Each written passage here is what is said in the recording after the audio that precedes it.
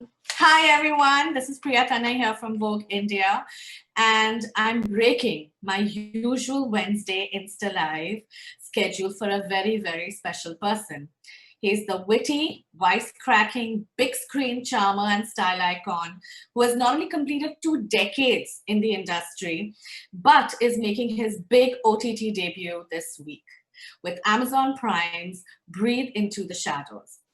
And I have him here with me telling me all about the show, why he's getting pickier about his roles, and of course, giving us a peek into his life right now as an actor, a producer, a father, and a husband. So without further ado, hello Abhishek, how are you doing? I'm very well, Priya. It's so nice to see you, and I hope you're well and the family's safe. They are, thank you so much, and I hope all of you all are well. I hope Ahan's friend is doing well. Yes, she is. Thank you for asking. Okay, I'm going to jump straight into this because I know we don't have too much time. But hey, congratulations on Breathe Into the Shadows. Thank you. Thank I you. saw the trailer, and as a mother, I'm riveted, I'm frightened, I'm nervous, I'm scared all the same. So tell me, 20 years in the industry, Abhishek, and why was this the time for you to make your OTT debut? Did anything Well, happen? Was it just no, it wasn't planned, Priya, to be very honest with you. Um, I signed on to do Breathe Into the Shadows in early 2018. It's taken us almost 2 years to complete the project because it's been extensive, a wow? very challenging journey. It just so happened coincidentally that it was in the year 2020 when I was completing 20 years. And also, to be very fair and honest again, there wasn't the question never arose in my mind about it being on a digital platform on or the show being on Amazon Prime Video. It was just the story that grasped me first. I really enjoyed it, and I'd said yes to it immediately. So the where it was going to be seen didn't really bother me. Right. You play Avinash Sabarwal, a husband, psychiatrist, a father in search of his missing daughter. And everybody knows you're a father yourself. How did this role particularly test you as an actor? Well, I think the most obvious answer to that, Priya, would be obviously the duration. Right, We're very used to conveying what all we need to convey between a 2 to 3 hour window. right, That's how long we get in a movie. Over here we had 12 episodes, so we have almost 12 hours to achieve what we would have normally tried to achieve within 2 to 3 hours. And when right, you have that much more time, that doesn't give you more time just to be indulgent. It gives you a reason and an excuse to really deep dive into the material that you've got. So obviously you have to rely heavily on the writing, and we had a great bunch of writers on the show. We had Bhavani Iyer, Vikram Tulli, Arshad Saeed, and Mayank Sharma, the director as well, who helped write. And they've just done such a wonderfully detailed job that it has made fleshing out this character and his nuances and his complexities over 12 episodes that much right, more interesting. So I think that's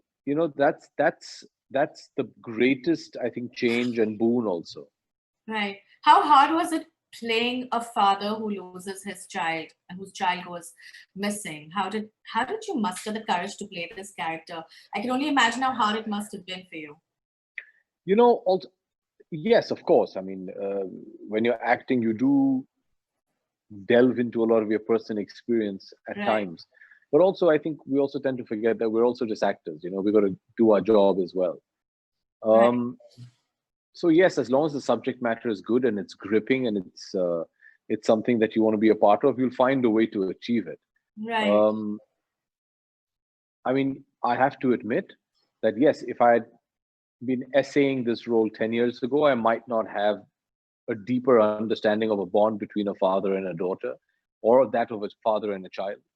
And having experienced that firsthand, you've got that much more information. But right. at the end of the day, you're an actor. You have to go do your job. Correct. Tell me a little bit about your lovely co-stars. You've worked with Anu Menon, Amit Saad, Sayami Kher. What's that experience been like? Um, Amit has been a friend for several years now, and it was wonderful to work with him. He's an incredibly intense actor, and his presence is wonderful, and he speaks so much from his eyes. So he was a wonderful co-star to have on set. Sayami is somebody I've known socially before, and we're both huge sports lovers, so we had great conversations off camera. She has a very demanding role, and the ease with which she did it was very praiseworthy. Nitya, I've never worked with before, and I've only seen one film of hers, which was Manisa's Tamil film Okay Kanmani, with Dulkar, that she had done, and I'd loved the film and I'd loved her. But after that, the first time I encountered her work was when she was working on set with me, and she very honestly just blew me away. Right. She's so effortless at what she does. She's just absolutely brilliant. One of the most accomplished and talented actors that I've ever worked with. It was just Okay. a sheer pleasure to be on set with all these guys. Abhishek, tell me, OTT has really been serving a significant role during this lockdown, keeping us all entertained during these very, very difficult times. Does your idea, has your concept and perception of what it means to be an entertainer also changed? No, if it actually it hasn't. I thank you for the question, though. That's a really nice one. But um, if anything, it has reaffirmed and strengthened my belief in what we need to be doing. So no, I don't think it's changed. I think what's wonderful with the advent of platforms like Amazon Prime Video, streaming platforms, so to say, Right. I think there's a very different criteria required for the kind of work and the content that's served up on it, as opposed to cinemas. I've been saying this a lot in the last few days that cinema is more of a group activity. You go with your family, especially in India. You go with your group of friends, and it's more of a communal kind of viewing process where I need to cater as an actor in the film to from a grandmother to a grandkid. I have to cater across ages, across sensibilities, and find a common ground for everybody, and then speak to them in that language. On a streaming platform, it's a lot more intimate. Right. It's something that I've got my viewers' attention one on one. So I can push the envelope that much more. Having said that, you can push it, but you can't be indulgent because to leave a theater if you're not liking the movie is a huge decision. Not just because whether you like the film or not, it's a logistic decision. You have Right. to physically get up, move out of a theater, commute Right. back to your home, and all of that. Over here, it's a press of a button and can happen within a millisecond. Sure. So obviously, you have to have something that engages them, that they're willing to be associated with your content for that period of time. A lot of research tells you that a lot of people start a web series, not as many people end up finishing it because they've lost interest somewhere. Correct. So they're completely different requirements for the Right. two. Having said that, what have we learned during this time is that look, content is king. At the end of the day, people want to consume it. People want to be entertained, and it's here's a new medium, relatively newer medium in India, and it's a very exciting medium where there's some great work being done, and it's been a very exciting journey for me. Anything particular that you're binge watching that you'd want to share with everybody who's listening to this interaction? Currently I've literally been just watching Breathe because I'm currently dubbing for the English version of it as well, because Amazon Prime Video is rolling out Breathe into the Shadows in over 200 countries in several different languages. Wow. One of them being English, so I'm actually dubbing the English. So I've literally just day in and day out just been watching the show. Right. I'm talking about you as an actor and also a producer who's sort of been part of this business as well. Do you feel OTT is going to be the ultimate game changer? Do you feel that main screen cinema is in any threat at all? I mean, people have conjectures to make and people say things. And I think a lot of it has been amplified because of this lockdown. But now that you've got your one leg into OTT and you also know the workings of the film industry very intricately, do you feel one would overtake the other? Do you ever feel that would be a fear? No, I don't. I think they'll all beautifully coexist. Right. I've asked this to many people who've asked me this question. Performing first started, for example, widely acknowledged on stage in the theater.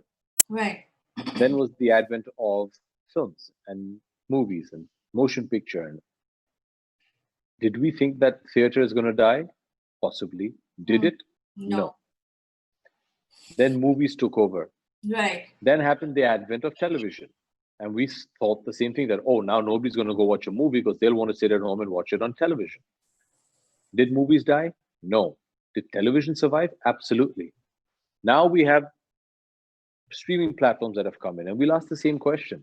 The one thing history has shown us is that there is a possibility for everybody to coexist, as long as their functions are different. A play,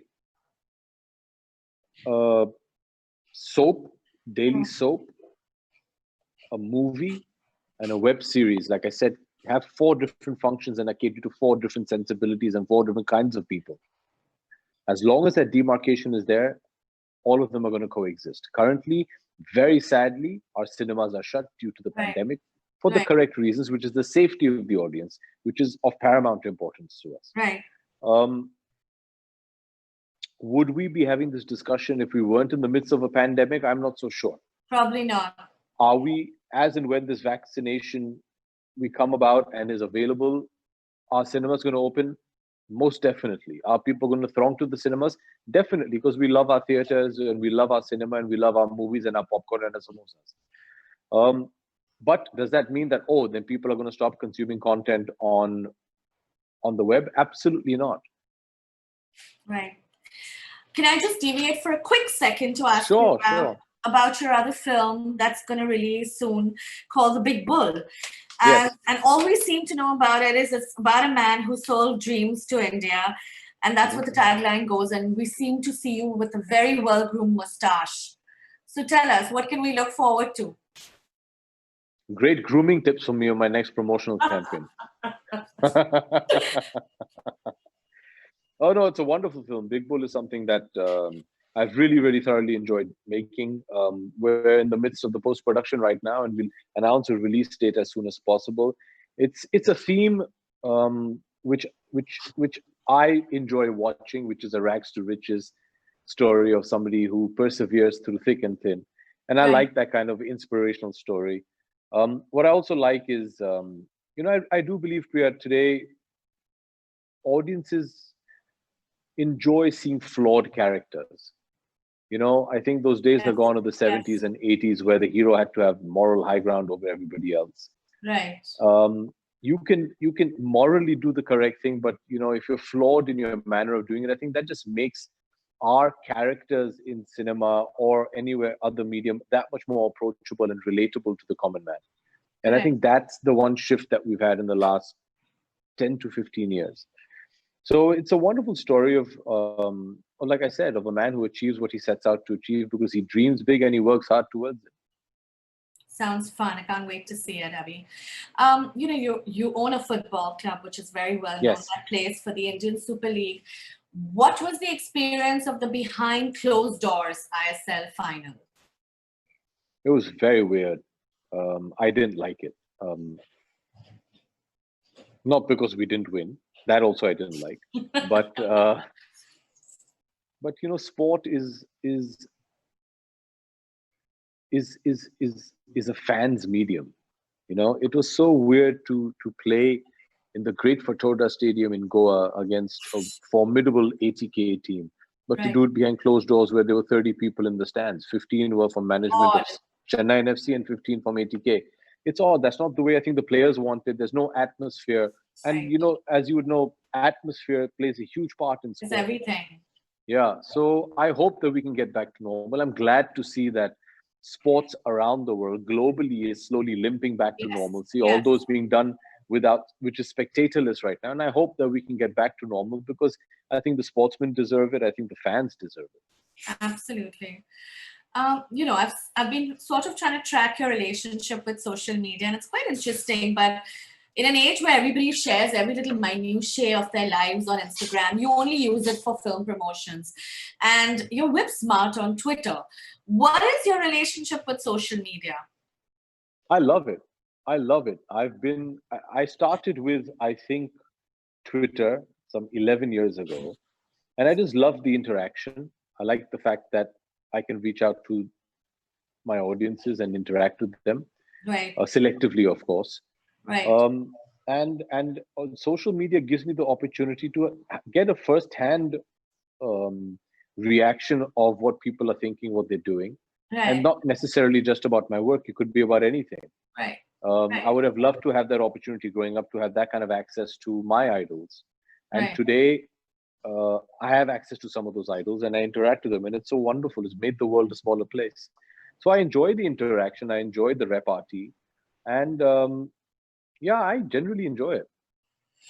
But you're not someone who needs to record every moment of his life on it. You use it No, selectively. You use it for, and does it like I'm sort not. I'm predominantly a private person. right, I mean, I don't believe in hiding anything. My life is an open book, but that doesn't mean I have to thrust it down your throat. right, And right, also, I mean, I don't think anybody be interested to see what I look like first thing in the morning or how I'm looking when I'm driving to work. Once in a while, I understand that, but also, it is a bit of a hungry monster in that sense. Once you start doing that, then you have to continue to do that. I don't know if I have the patience for that. I'd much rather put those energies into doing my job. right. But I enjoy it, occasionally to share stuff, personal or professional. I have no problems with it. Talking about the lockdown and adapting to it, tell me a little bit about your experience and how was it for you? How has it been for you? Did it give you a lot more time to think, or did it help you quieten your thoughts? Or what was your greatest learning that came out of this lockdown? We're still in it, I but was just happy. I was just happy that I got time to spend with my family. yes, To have the entire family under one roof is a rarity because of our professions. But absolutely. to get time to spend with them and with the family was, I think, the greatest blessing. It's wonderful. I think we also learned that we can survive without much of the pomp and pageantry that we used to. Right, right. And it's fine. I mean, What did you do? Tell ev- us some of the things you did during lockdown, Abhi. um, well, obviously stressed out a lot about my work. Um, Thankfully, for the last 3 weeks, I've been working on Breathe, so I've managed to get out there and do a lot of dubbing. There was a lot of post-production work that had to be done, but I think the other really nice thing, apart from spending time with the family, is you actually got time to connect, sometimes reconnect with old friends. Right. We all get so caught up in our lives that we forget to acknowledge people that have stood shoulder to shoulder with us through it all. So it was nice to get time to just speak, albeit over FaceTime or video conferencing. But it was nice to be able to catch up with some old friends and spend some time with them. Any lessons learned from your daughter during this lockdown? I think you learn something new from children every day. You just have to observe them. But I think the greatest ability is how adaptable they are. Really? You know, I don't think they understand the true weight of what's going on around us right now. But despite the stresses that their parents might be going through, they still find a way and a reason and an excuse to be happy and playful. I think Right, that's a wonderful thing we should all try and learn from. right. Anything new you learned about Aishwarya through this time that you didn't know before? It's hard, but anything new? I No, mean, I these wouldn't say human anything new. I spouses mean, spend so much time together. I knew everything. I mean, I have immense admiration for her as a human being, and she proves it day in and day out. Her dedication to her daughter is something which is just so awe-inspiring, and her dedication to her family and everything that she does, it's so wonderful. Despite having achieved all that she's achieved, Right, to still be so grounded is an amazing ability, and it just increases your love and admiration for her every day. right. My last question to you is, because I know we had a hard stop at 20, is at this stage in your career, you've done the 20 years, you have a lovely long way to go ahead. What sort of a legacy do you want to leave behind with your work? I want to hopefully strive to leave a legacy of excellence. That might not be possible, but you have to strive towards it. Um, I want to leave a legacy of entertainment. I want to leave a legacy of variety. Um, that's what I'd like to leave a legacy of. Right. Any special message to all your fans who are dying to watch Breathe Into the Shadows? Well, yeah, firstly, it drops on the 10th of July on Amazon Prime Video. If you haven't got an Amazon Prime Video subscription, sign up right now. Trust me, it'll be worth it. Um, it's been a lot of fun. I really hope they enjoyed. I'm not very good at hard selling my work, but I'm very, very happy with the work that we've done. Right. I've given it my best. I don't know what else I could have done at that particular point of time, but I think it's something that people might enjoy because it's well suited for the platform it's being released on. Right. Well, all the best, Abhi. Can't wait to see it. And Thank you, Priya. lots Thank of you so love much. to the two lovely ladies in your life. Thank you.